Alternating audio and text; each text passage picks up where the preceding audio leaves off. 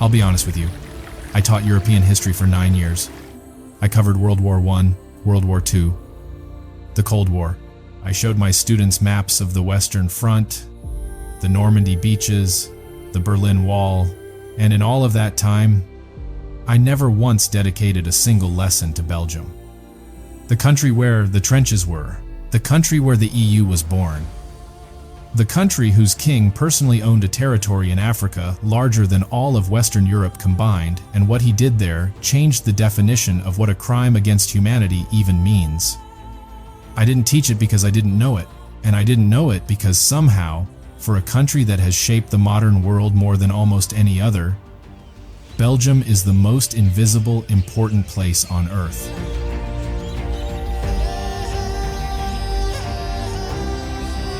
My name is James Callahan. I taught high school history in Portland, Oregon.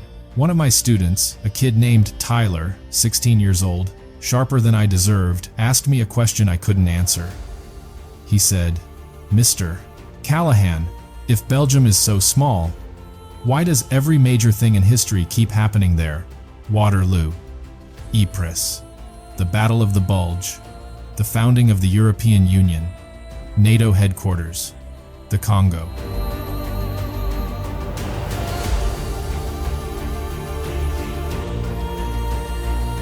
He had a point I had been missing for 9 years. The answer took me to a country the size of Maryland that has been at the center of everything and somehow stayed invisible while doing it. What I found when I got there, I still don't have the right frame for. Let me try to show you instead. Belgium is 30,000 square kilometers. To put that in terms an American can feel, it fits inside Maryland with room left over.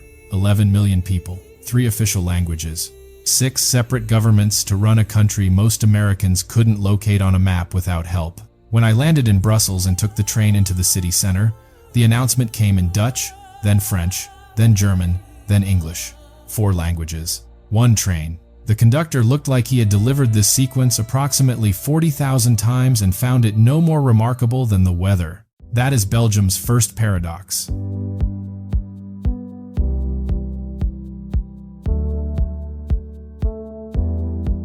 A country small enough to drive across in 2 hours that cannot agree on what language to speak and has built an entire constitutional architecture around that disagreement rather than resolving it. The Flemish North speaks Dutch. The Walloon South speaks French. The small eastern cantons near Germany speak German. Brussels, the capital, is officially bilingual but effectively French-dominated while sitting geographically inside the Dutch-speaking region.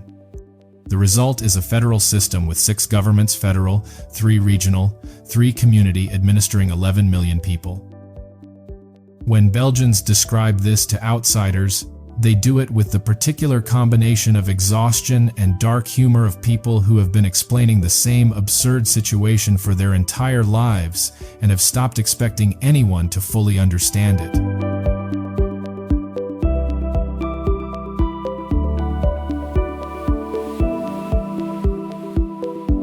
But here is what Tyler's question was pointing at. Belgium exists at the exact geographic and cultural fault line between the Germanic world and the Latin world. Every major power in European history, Rome, Spain, France, the Netherlands, Austria, Napoleon, Imperial Germany, Nazi Germany, has recognized this and tried to control it.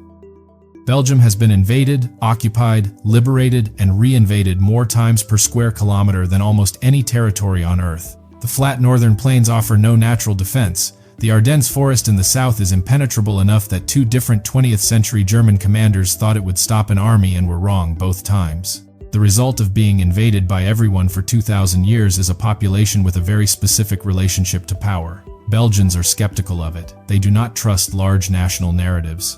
They do not trust uniforms. They negotiate. They compromise. They build elaborate consensus systems that look from the outside like dysfunction, but from the inside feel like the only rational response to a history of being overrun by people with very confident ideas about how things should be, organized. I thought I understood this from books. I did not understand it until I stood in Ypres. Ypres is a small city in the Flemish region of western Belgium. It has a town square with a massive Gothic cloth hall and a cathedral and outdoor cafes and the particular unhurried quality of a provincial Belgian city on a Tuesday afternoon. It looks like a place where nothing much has happened. Everything about it is a reconstruction. The original city of Ypres was destroyed so completely during World War I that after the war there was a serious international debate about whether to rebuild it or leave it as a permanent ruin, a monument to what industrial warfare had done to a civilian settlement. The Belgians rebuilt it, stone by stone, arch by arch, from photographs and architectural drawings over decades. The cloth hall that stands there now is so precise a reconstruction that most visitors standing in the square do not know they are looking at something rebuilt from photographs. That choice to rebuild rather than memorialize the ruin tells you something essential about Belgium. It is not a country that performs its suffering. It absorbs it and continues. Beneath the reconstructed city, the soil of the surrounding farmland still contains the material of 4 years of continuous shelling. Farmers in the Ypres salient, the area of land that formed a bulge in the Allied lines, still plow up unexploded shells every spring. They call it the iron harvest. Belgian farmers have been finding and reporting live ordnance from World War I for over 100 years. The Belgian military's bomb disposal unit collects between 150 and 200 tons of unexploded munitions from farm fields around Ypres every single year. The war ended in 1918. The iron harvest continues in 2026.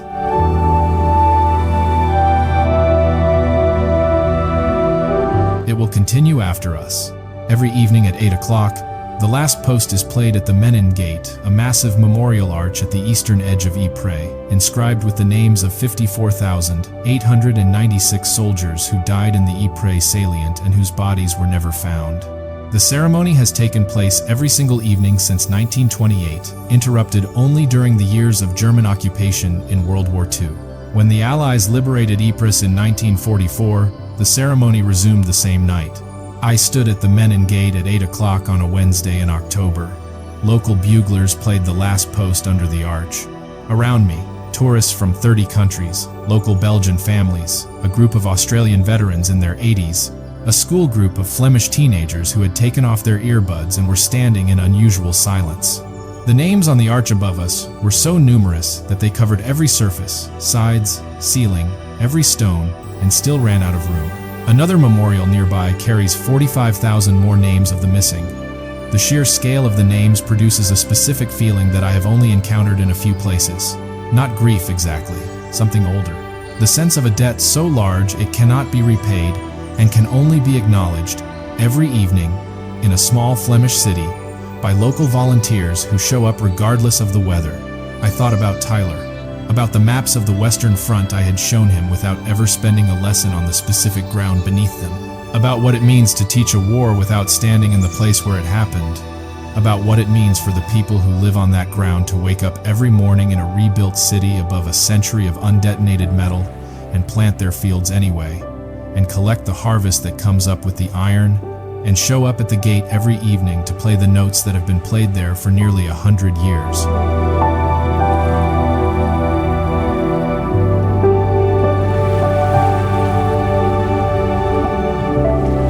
That is not history. That is a place where the past has not finished arriving. I need to tell you something that stopped me completely when I first understood it. Not as a fact I had never encountered, as a fact I had never felt the weight of. Belgium did not become a country until 1830. Everything else happened first.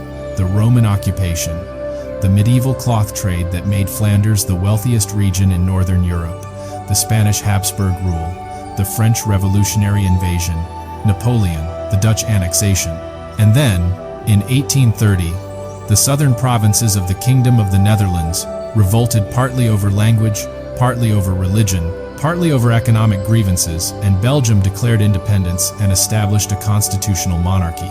It invited a German prince, Leopold of Saxe-Coburg, to become its first king. The country that had been at the center of European power struggles for 2,000 years had existed as a sovereign nation for less than 200 years. It is younger than the United States. Its current constitutional structure, the complex federal system with 6 governments, was not established until the 1970s and 1980s, through a series of painful constitutional reforms that were themselves the result of political crises so severe that the country went 589 days without a government in 2010 and 2011, setting a world record for the longest period any democracy has operated without a functioning national government. Belgium held the world record for governmental dysfunction, and during those 589 days, while politicians failed to form a coalition, while the linguistic communities refused to agree on the shape of any compromise, the country continued to function. GDP grew. Unemployment fell. The trains ran. The bomb disposal unit continued collecting iron from the farm fields around Ypres. The last post was played at the Menin Gate every evening at 8 o'clock. The Belgians have a phrase for this. They say, "Belgium works better without a government." They say it with the dark humor of people who have tested the hypothesis and found it holds. None of that was what broke me open completely. That came later.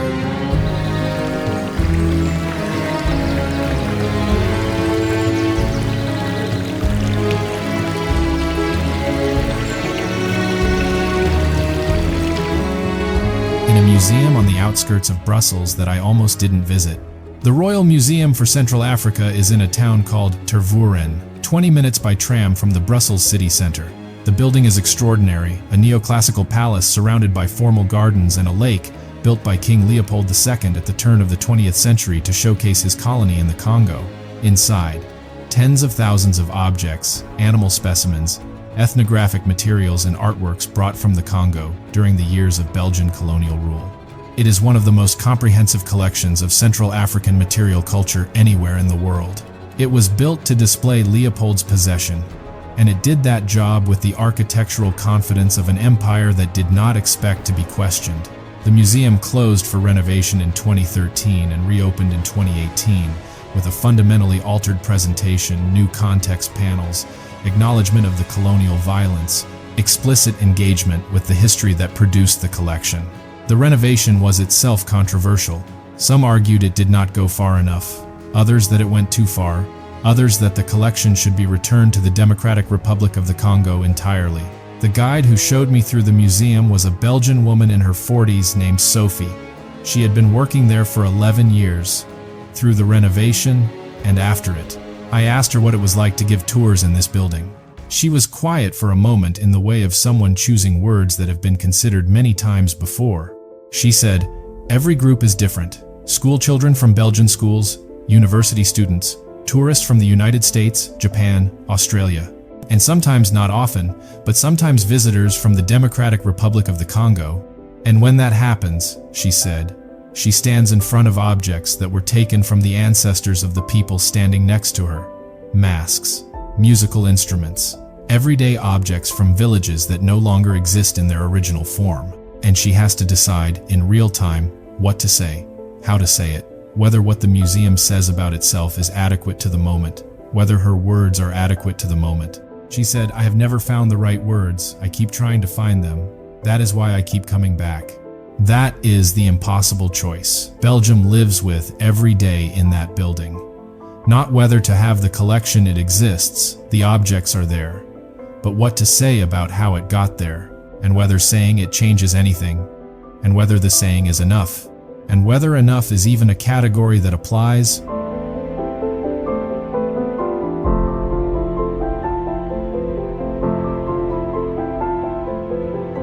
Let me tell you what Leopold II actually did, because most Americans have heard the name and have not heard what the name means. In 1885, at the Berlin Conference, where the major European powers divided Africa among themselves without consulting a single African, Leopold II was granted personal sovereignty over the Congo Basin, not as a Belgian colony, as his private property. He was the sole owner of a territory 2.5 million square kilometers in size, 85 times the size of Belgium. He had presented himself to the European powers as a humanitarian, a philanthropist, a man who would bring civilization and free trade to Central Africa. They believed him, or found it useful to act as if they did. What Leopold actually did was build a system of forced labor to extract rubber. The Congo forest was full of wild rubber vines. Global demand for rubber was exploding as the automobile industry grew. Leopold's agents moved through Congolese villages with a simple message: produce your rubber quota or face the consequences. The consequences were systematic and documented. Villages burned, hostages taken, hands cut off. The Force Publique, Leopold's private army, required its soldiers to produce a severed hand for every bullet used, to prove the bullets were not being wasted. The result was a system that produced baskets of human hands as administrative proof of compliance. The population of the Congo under Leopold's rule declined by an estimated 2 to 10 million people. The range reflects the limits of the historical record, not the limits of the atrocity. Edmund Morel, a young British shipping clerk, first understood what was happening when he noticed that ships arriving in Belgium from the Congo were laden with rubber and ivory, and departing loaded with weapons and ammunition, nothing else, no trade goods. Only weapons going in, extraction coming out. He built the first major international human rights campaign in modern history. Joseph Conrad had sailed the Congo River in 1890 and written what he saw into Heart of Darkness.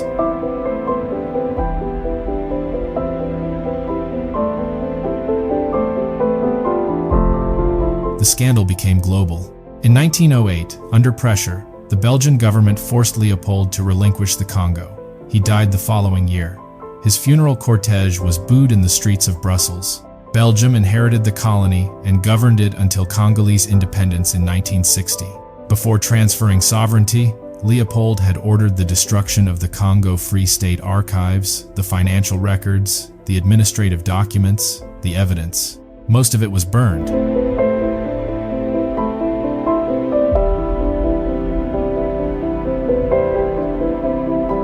I stood in the Tervuren Museum and looked at the objects behind the glass and thought about Tyler asking me why everything keeps happening in Belgium.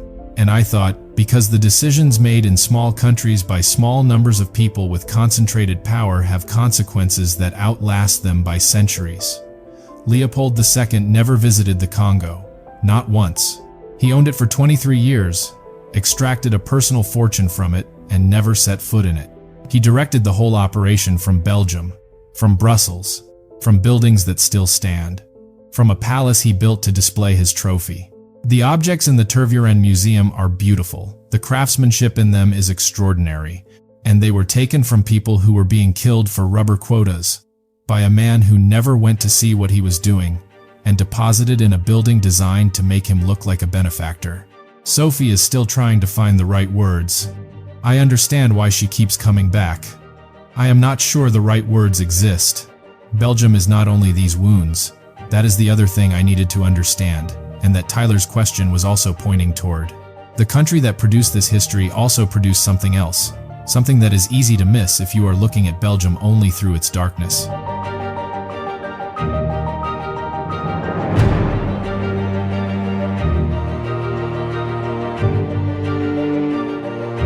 Bruges, a city in the Flemish north that reached the pinnacle of European commerce in the 14th century, the trading hub where Venice, England, the Hanseatic League, and the Arab world conducted business in the same streets, and then stopped. Its rivers silted up in the 15th century. The trade moved to Antwerp, then to Amsterdam. What remained was the architecture of a civilization frozen at its peak. The city does not perform its age. It simply continues to use it. That, too, is a form of continuation. In Ghent, 30 minutes east, the Gravenstein Castle at the center of the city since the 12th century. Inside it, the medieval count's collection of torture instruments, presented without drama. It is part of what the building was used for. The building is still there.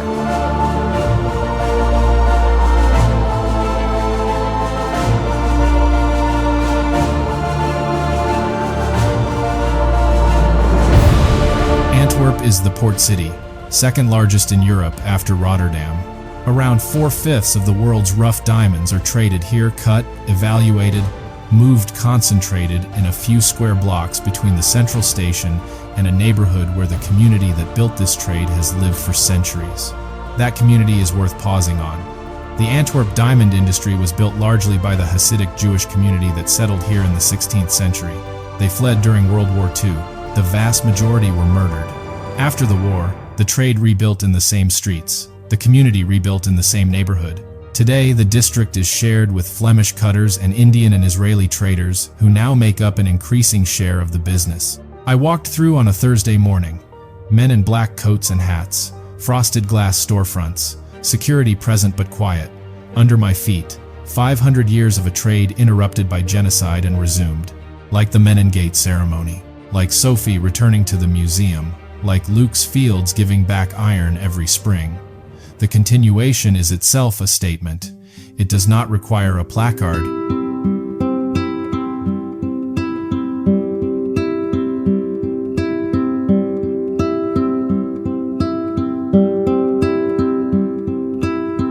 Brussels is where the threads converge. The city that is simultaneously the capital of Belgium, the de facto capital of the European Union, and the headquarters of NATO. A city where more than a third of residents hold non-Belgian passports, diplomats, EU bureaucrats, NGO workers, lobbyists, international civil servants from over 180 countries living among the Belgian population. In a city that is already internally divided between its Dutch-speaking minority and its French-speaking majority, and which is geographically surrounded by the Dutch-speaking Flemish region that contains but does not govern it. Visual: metro doors opening at Schumann Station, morning rush, badge lanyards, multiple languages on the platform announcement board, commuters in business dress moving in every direction. I want to tell you something small that happened on my third morning in Brussels. I was in line at a coffee counter near the European Quarter, the part of the city where the EU buildings cluster together, glass and steel, and the particular self-importance of institutions that know they matter. The line was short. 5 people. The man in front of me ordered in French. The woman behind the counter replied in Dutch, then corrected to French mid-sentence. The man behind me, checking his phone, muttered something in what I later identified as Polish. The barista, who turned out to be from Portugal, took his order in English, confirmed it in French, and called it out in Dutch, because that was the name on the cup. 5 people, 1 transaction. 4 languages. Everyone got their coffee. This is not remarkable in Brussels. It is Tuesday morning. Visual: badge scanner at a building entrance, blue EU pass, then NATO lanyard, then a visitor badge in 3 languages.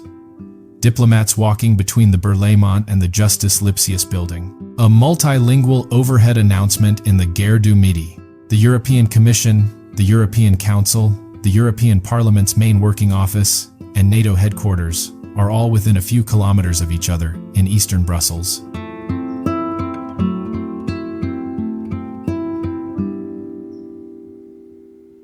More international organizations are headquartered here than in any other city in the world except New York.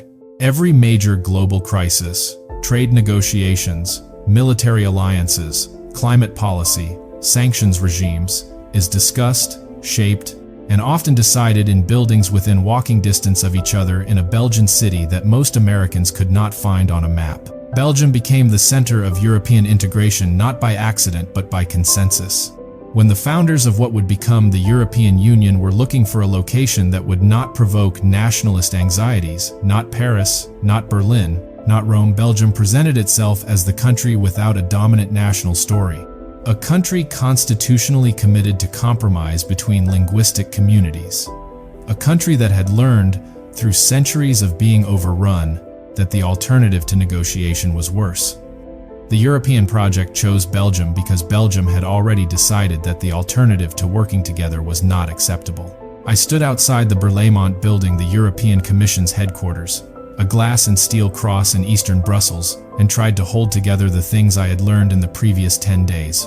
The Menin Gate and the Iron Harvest, the Tervuren Museum and Sophie's Impossible Daily Choice, the reconstructed Cloth Hall in Ypres and the original Gothic architecture in Bruges and the Diamond District in Antwerp and the baskets of hands in the Congo and the constitutional crisis that lasted 589 days while the country continued to function.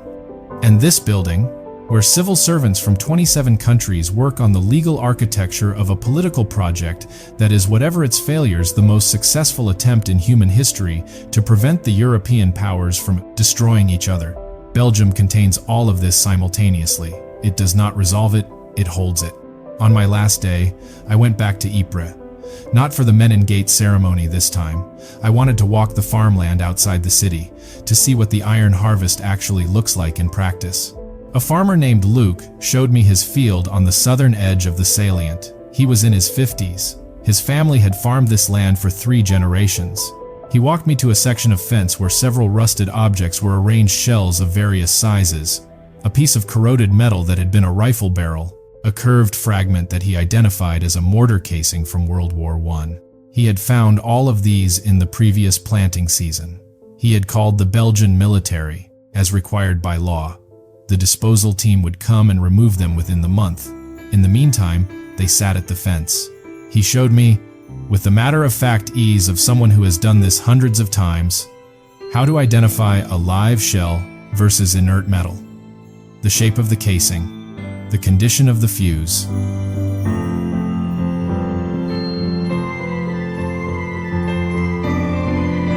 The particular weight of something that still contains its original charge after a century in Belgian soil. He said that in his experience, about 1 in 4 of the objects he found still had the potential to detonate. He had found live gas shells. He had found shells with their fuses intact. He treated each finding the same way. Call it in, step back, wait for the disposal team. He did not find this remarkable. He found it agricultural. This is what farming on this land means. You plant, you harvest, you collect the iron, you call it in, you plant again. I thought about Tyler's question the whole drive back to Brussels. Why does every major thing in history keep happening in Belgium? Because Belgium is where the forces meet. The geographic fault line between North and South, Germanic and Latin, sea power and land power, ancient empire and modern nation-state. Because a small country in the wrong location or the right location, depending on how you measure, absorbs history the way Luke's fields absorb iron. It goes in, it stays. It comes up every spring when the ground turns over. And because the people who live there have developed over centuries of being in the middle of everyone else's ambitions, a very specific kind of intelligence. The intelligence of people who know that the alternative to working things out is someone else deciding for you. The intelligence of compromise. The intelligence of continuing. 6 governments, 3 languages, 589 days without a federal government. The world's largest diamond trade concentrated in a few square blocks. The headquarters of the institutions that govern the free world. An impossible museum with an impossible collection and a guide who keeps coming back because she hasn't found the right words yet. A farmer who knows how to identify a live shell by feel and treats it as an ordinary part of the agricultural year. That is what Belgium does, every day. In 6 languages if you count the dialects. The semester after I came back, Tyler was in my 4th period class again. He'd signed up for the Advanced European History elective. On the first day he walked in, sat down, and said, "So, did you figure it out? Did you answer my question?" I had been thinking about how to answer him since the drive back from Luke's farm. I told him, Belgium isn't where history happened once. Belgium is where history keeps happening. It is where the forces meet the languages, the empires, the trenches, the atrocities, the institutions built to prevent the next atrocity. It absorbs all of it the way Luke's fields absorb iron. It goes in, it stays, it comes back up every spring. Tyler thought about this for a moment. Then he said, "So it's like the country that history won't leave alone." Yes, I told him, exactly that. And the remarkable thing is that the people who live there have learned to farm around it. I finally knew how I would answer Tyler. It only took me going there to find it. If this story changed how you think about a place you had overlooked, I'd genuinely like to know what stayed with you most.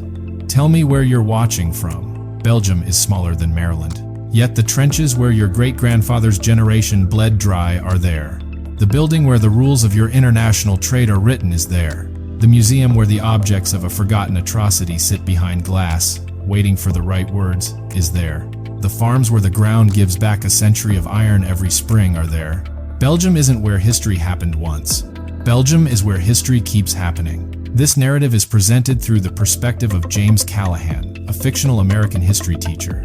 All locations, historical facts, and events, including the Menin Gate, the Iron Harvest, the Royal Museum for Central Africa in Tervuren, Leopold II's Congo Free State, the Berlin Conference, Edmund Morel's campaign, the 589-day Belgian governmental crisis, the Antwerp diamond industry, and the headquarters of NATO and the EU in Brussels are real and described as accurately as possible. James Callahan, Margaret, Tyler, Luke, and Sophie are fictional. Any resemblance to real individuals is coincidental.